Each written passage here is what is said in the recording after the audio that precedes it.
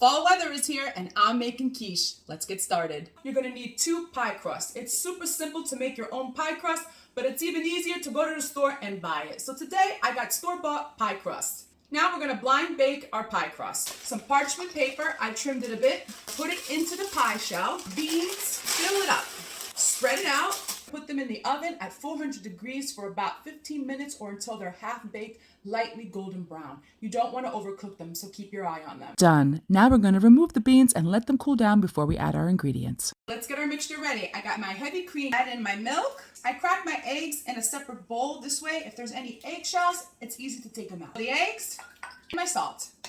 You could also add in a dash of nutmeg as well. I don't care for the nutmeg, I like the white pepper instead. Blend all the ingredients together. I'm gonna fill one of them up with some potatoes. I already boiled them. You're gonna put all the ingredients on the bottom first. Make sure every slice gets a good bite. I'm gonna add in some leeks that I sauteed in a pan with butter. Some cherry tomatoes, fill it halfway with the cream.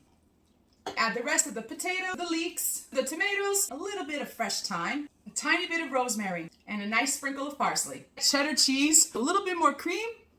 For this one, I'm gonna add in some sopressade. Make sure it's nice and evenly distributed. Shredded mozzarella cheese, a handful of Parmesan cheese, custard on top. The rest of the sopressade, more Parmesan cheese, more mozzarella, fresh parsley, fresh basil from the garden. Topping this off with our custard. On a sheet pan in the oven, 375 for about 30 to 45 minutes. Keep your eye on them. You want to take them out when the centers are still a little bit moving. Don't overcook them. And here they are in all their beauty, cooked to perfection. The crust on that is beautifully golden.